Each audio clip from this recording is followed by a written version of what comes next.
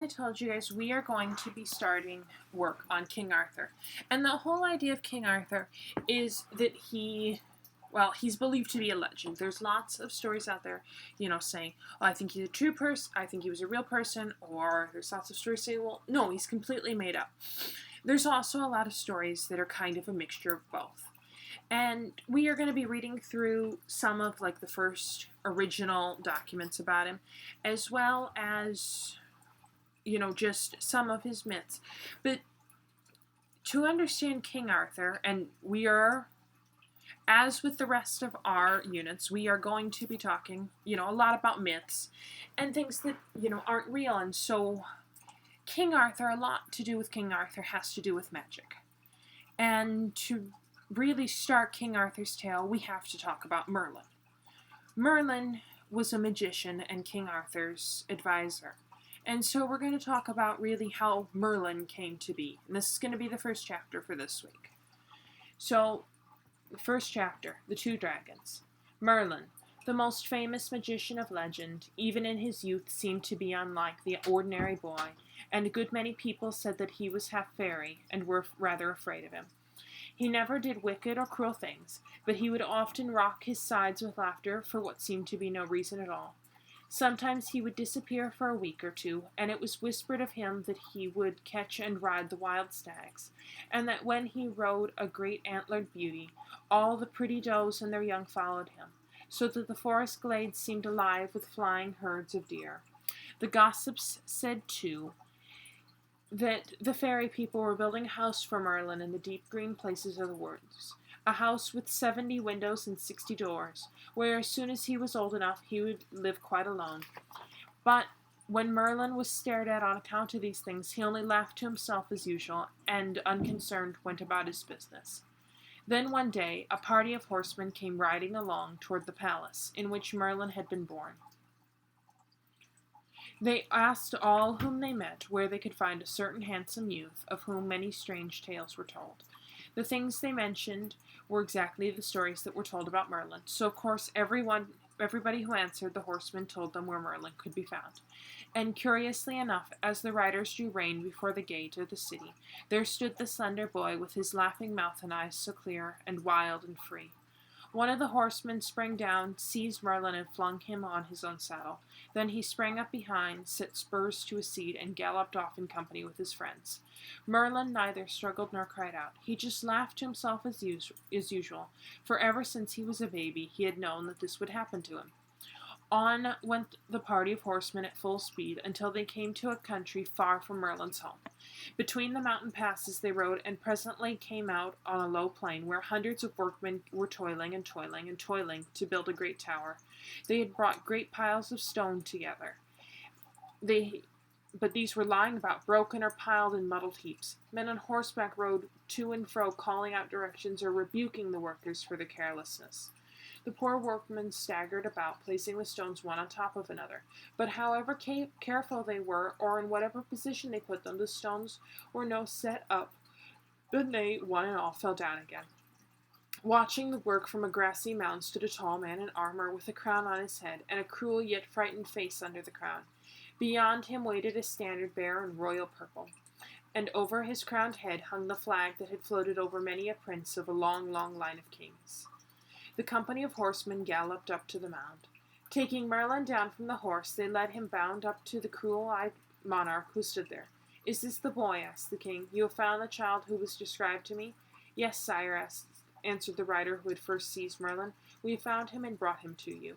The king looked steadily and fiercely at Merlin, who smiled pleasantly, not at all afraid. "You laugh, child," said the king with a heavy frown. "You do not know your fate. Do you see these stones in that place where the men have built the foundation of a great tower?" Merlin nodded. He looked around at heaps of unused stones, so many of which were broken and spoiled. "In that tower went the kings. I mean to find a safe refuge from terrible enemies who swarm on all sides of my country. These foes will assuredly ride one day over the mountains, and unless I provide a safe retreat, will conquer my kingdom and kill me. Only a strong tower can be my haven. But although I have tried for many months to build it, no sooner are the stones set up than they all fall down again. "I am not at all surprised to hear it," said Merlin, apparently little interested in what the king was saying. "Wait," growled the king, like an angry thunder. "You will soon be less unconcerned. I was told by a magician that only the blood of a youth, of whom it was said he was half fairy, could give firmness to the foundations of the tower. You, I understand, are that unhappy child. My tower I must have, though your blood be spilled in order to build it." Even this cruel king looked unhappy as well as alarmed as he spoke, but in spite of all of his sorrow and fear, he was quite determined to kill Merlin, so that he could go on building his tower. Merlin laughed, bowed, and sat down on the grassive mound, right under the royal purple flag that was held by the royal standard-bearer. "Indeed," said he, "but even my blood, great king, will not help you to build a tower. Help you... Cats. Sorry, that was Spaz. Let's see, I was talking about towers. "Indeed," said he, "but even my blood, great king, will not help you build a tower on top of a lake of water." The king frowned with perplexity and stared at the boy, who was said to be half a fairy. "Lake of water? What do you mean?" he demanded. "There is no lake here, nothing but solid red-brown earth. Set your workmen to dig around the foundations of your unfinished, tumbling-down tower, and you will soon see for yourself," laughed Merlin, rocking himself to and fro with his hands clasped around his knees. The king, whose name was Vortigern, was so amazed that he actually did what this strange, mocking boy told him. He sent for the architect, who was trying in vain to build the tower, and bade him order the workmen to dig around the foundation with their spades. So the workmen stopped trying to set up the stones and began shoveling out the soil instead. And behold, almost immediately they were digging in mud, and up bubbled the hidden water through the mud, and down fell the banks of the ditches, followed by all the stones that had not tumbled down before. And as the stones and banks slipped down, more and more water rushed up, until at last the whole of the middle of the plain was one great lake, from which the workmen were all running away in one direction, and the architect and the horsemen in another. But King Vortigern and Merlin still sat together under the royal standard at the grassy summit of the mount, gazing earnestly at the enormous lake. And I happen to love this picture because the illustrations are very excellent. Then the king turned to Merlin, more afraid now of this strange laughing boy than of all the people whom he had expected to come riding over the hills to kill him and seize his kingdom. "What does it all mean?" he asked, trembling. "What does it all mean?" Merlin shook his head. Suddenly tears sprang to his eyes and rolled down his cheeks. He was sorry for the cruel king, though Vortigern had never been sorry for him. "There is a great stone below the lake," he said in a whisper. "Two dragons sleep there, one red and one white. One day they will come out from under the stone and meet on the waters of the lake in a fearsome battle.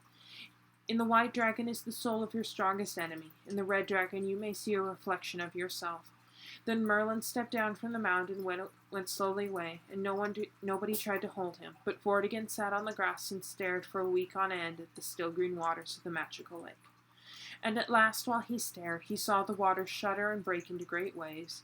The waves sprang higher and higher and broke into foamy strands, looking into the white and shaggy manes of horses tossed by the wind. Then up through the hills and valleys of the storm-lashed water came the white dragon and the red dragon. The white dragon was as pale as snow, and the red dragon was as scarlet as blood. Their wings high above the angry waves looked like crimson and silver clouds flying low across the sky, and from end to end of the fairy lake they fought each other until, with a great cry, the red dragon fell dead upon the beach, among the green rushes and the broken stems of the water flowers. Vortigern rose and fled, but he thought he heard the voice of the fairy boy echoing all around him as he went. "In the white dragon is the soul of your strongest enemy.